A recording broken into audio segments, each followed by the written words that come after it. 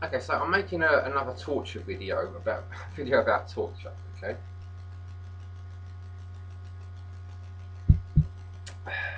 So I like to think that I'm operating from the in the mental plane, like in the heart chakra area, whilst I'm talking. The mental plane, okay, not the emotional plane, the mental plane.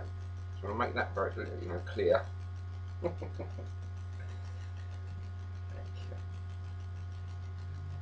Right.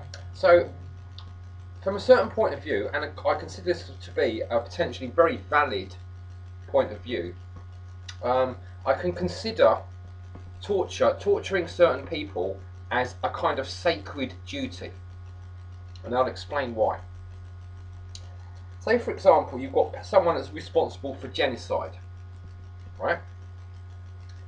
Now, because of the amount of the seriousness of this crime, say someone's killed 50,000, or responsible for killing 50,000 people of a particular nation or tribe or something, and wipe them out.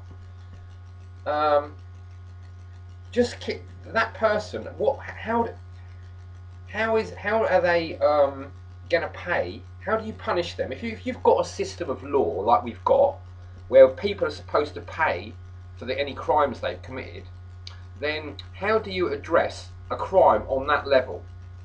Where if they're responsible for the death of 50,000 people, then, and maybe a lot of misery as well, then how do you address that?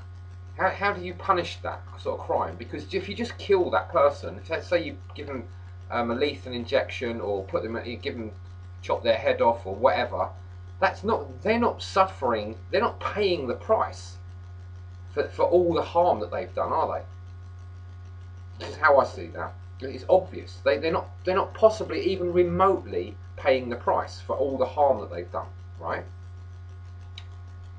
I think this is important. These are very important points to bear in mind, and they might make people feel uncomfortable, but it's the truth.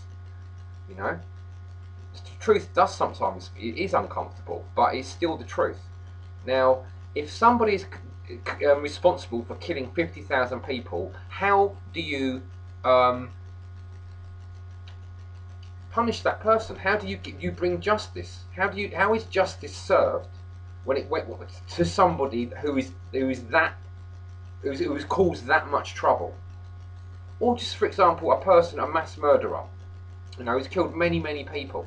Just if they've killed 50 people, their one life is only a fraction, a tiny fraction of the price that they've actually caused. So if you just kill them, then they're getting away with a lot of stuff.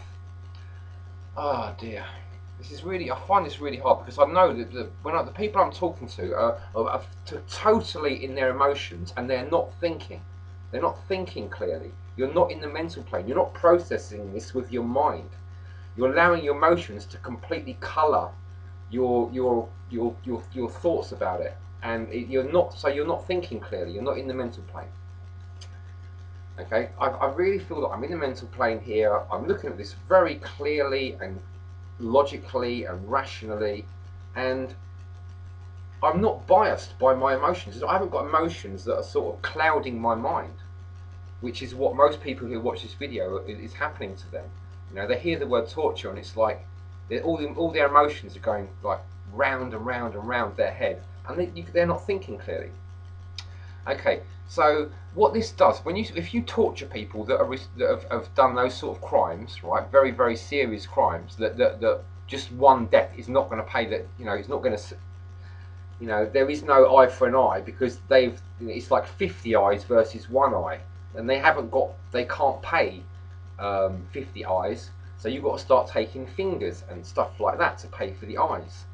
So you need to torture them, right? And the reason I believe you need to torture them, and why it's a sacred duty, is because if you don't torture them, then people in the future will think they can get away with these sort of crimes, and all they will have to pay is a quick death.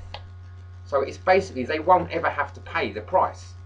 And not only that, if you're going to kill these people, a lot of them are so perverse and evil and working for the devil, that they will know that when you kill them, you are becoming a sinner. Whereas if you, because you're breaking one of the 10 commandments, thou shalt not kill. Whereas if you just torture them, right, and keep them alive, you're not. So they can't get a kick out of it, and they start to pay the price. And what's much more important, right, is that people in the future, if they know that they're going to get tortured for these sort of things, you know, professionally tortured, right, so that it lasts for a very, very long time, and, you know, they're not going to die, but they're just going to experience extreme agony for almost indefinitely. That's creating hell on earth, which is the other side of heaven on earth. You know, people will stop doing those sort of things if they know that they're going to be punished in accordance with their crime, where at the moment they are not. Then people will stop doing these sort of serious crimes. There won't be any more mass murder and stuff, because people will know that the punishment is just. Because that's what I'm talking about, a just punishment for a crime. At the moment, we haven't got that. And that is creating a serious imbalance in the world, and it's creating chaos and all kinds of problems, and the wrong people are suffering. You know. So what I'm really talking about is putting things in order, putting the house in order, putting this world in order. And if anyone disagrees, I know that you're wrong, because you're not thinking clearly. Because what I'm doing now is thinking clearly and logically and rationally, and anyone that disagrees is just you're only disagreeing because your thoughts are clouded by your emotions.